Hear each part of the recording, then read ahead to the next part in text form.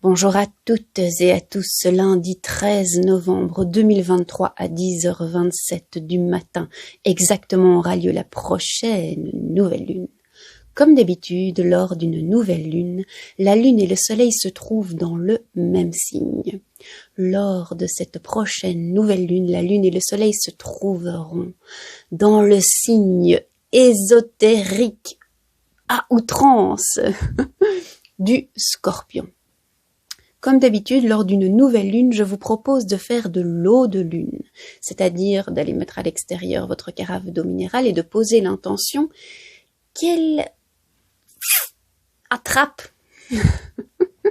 toutes les bonnes ondes, toutes les bonnes énergies du signe en question. Et après cette eau de lune, vous pouvez la consommer au moment opportun, au moment où vous en avez le plus besoin, où cette eau de lune peut vous être le plus utile.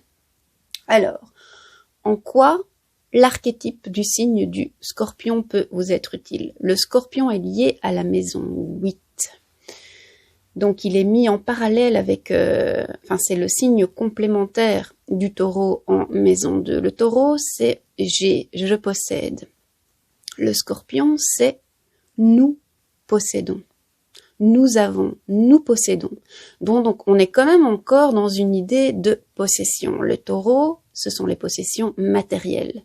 Le Scorpion, ce sont les possessions immatérielles. C'est la maison liée à tous les savoirs occultes, à tout ce qui est caché, à tout ce qui est tabou. Mais toujours avec cette idée de possession quand même. C'est aller chercher... les savoirs occultes, les savoirs de nos ancêtres, afin d'en faire quelque chose de complètement concret ici sur Terre, même si on sait que tout ce concret va mourir un jour. Parce que le Scorpion, c'est aussi l'impermanence des choses, par rapport au Taureau, qui est plutôt relié à tout ce qui est permanent, tout ce qui est vraiment tangible, qui reste, qui ne disparaît pas. Le Scorpion, c'est aussi les possessions, ce sont les possessions immatérielles, et c'est la conscience que tout ce qu'on crée va mourir, va disparaître. Donc, il y a une complémentarité, bien sûr, entre les deux, mais j'insiste sur l'idée de posséder. Pourquoi? Parce que si vous êtes purement dans le domaine de la spiritualité, des religions, de Dieu, je ne sais pas moi. L'occultisme, on pourrait dire, ah ben oui, c'est une forme de spiritualité. Certes, c'est le cas, mais si vous allez purement dans la spiritualité, purement dans les idées, dans le fait de penser, là, on est déjà dans la maison 9. Donc, c'est déjà aller un pas plus loin. Je sais pas très bien expliquer la différence entre les deux. Certes, le Scorpion, c'est immatériel, il est lié à tout ce qui n'est pas matériel, à tout ce qui est caché, tout ce qui existe mais qu'on ne voit pas, mais il est quand même lié à ce que nous possédons. Donc ce sont les possessions immatérielles. Donc c'est une eau de lune qui est vraiment excellente pour faire votre shadow work et pour avoir accès à votre inconscient, à ce que vous ne savez pas, que vous ne savez pas. C'est une excellente eau de lune à consommer quand vous avez envie de faire vraiment un travail où vous vous débarrassez où vous laissez mourir les parties de vous dont vous n'avez plus besoin, vos fausses croyances, tous ces trucs-là, eau de lune en Scorpion, c'est parfait, parfait, parfait.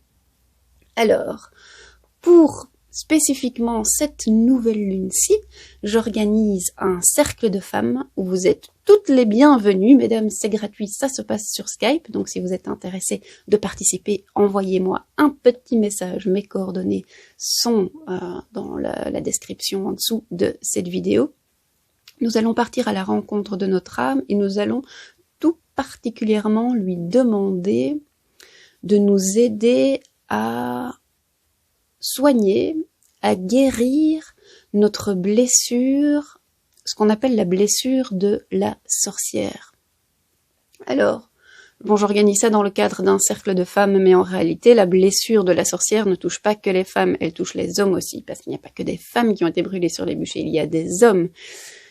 C'est moins connu, mais c'est quand même vrai. Et puis, au-delà de ça, il y a imaginez le mari ou le frère ou l'enfant dont la mère est brûlée sur un bûcher parce que jugée comme sorcière.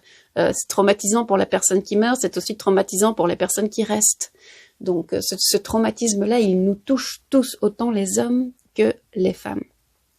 Alors, bon, je suis dans mon mode la sorcière, là, avec l'organisation du sabbat, de Halloween, d'Halloween, tout ça. Je suis partie sur ma lancée. Mais moi, la blessure de la sorcière, je vais pas dire qu'elle me parle pas, parce que c'est pas vrai.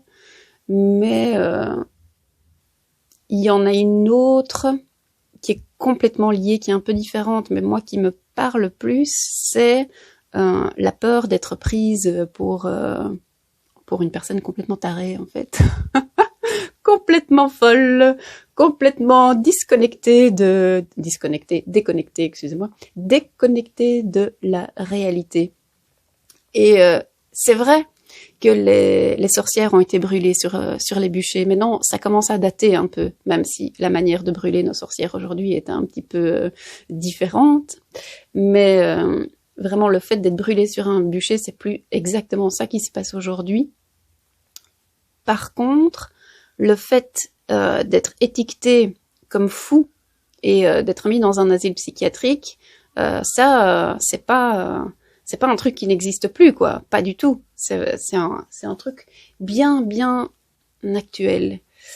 Et est-on vraiment fou? A-t-on accès à des vérités d'une dimension supérieure? Le débat est ouvert, et si vous allez, si vous lisez un peu les histoires sur les chamans, et plus particulièrement le chamanisme en Sibérie, eh bien, la personne qui devient vraiment un chaman, elle traverse une période très difficile où, si la même chose lui arrivait et qu'elle était ici dans notre monde occidental, ben elle serait juste enfermée dans un asile psychiatrique en étant traitée de schizophrène, et puis ça serait tout, quoi. Alors que là-bas, ben c'est un truc difficile à traverser. Il faut s'en sortir, il faut en guérir, il faut en sortir, entre guillemets, toujours vivant, et après ça, ça vous donne le droit, entre guillemets, d'être appelé chaman et d'aider les autres personnes. Donc tout est une question de label, tout est une question d'étiquette. Et pour cette nouvelle lune, moi, je vous propose d'aller demander, et ici pas à l'esprit de la lune, mais vraiment d'aller rechercher à l'intérieur, d'aller demander à notre âme. Si cette question vous parle, évidemment, est-ce que vous avez peur qu'on vous prenne pour un fou, qu'on vous prenne pour une folle si vous partagez les pensées qui vous traversent, ou ce que vous pensez, ce que vous croyez réellement, ou votre manière de voir le monde? Est-ce que vous avez peur de partager ça? Est-ce que vous avez peur qu'on vous colle l'étiquette du fou, de la folle, de la tarée, de la schizophrène, de la tout ce que vous voulez? Et si oui, eh bien, allons demander un conseil à notre âme pour nous aider à guérir, pour aller au-delà de cette blessure. Voilà, voilà. Là-dessus, je vous souhaite une excellente nouvelle lune et je vous dis à tout bientôt.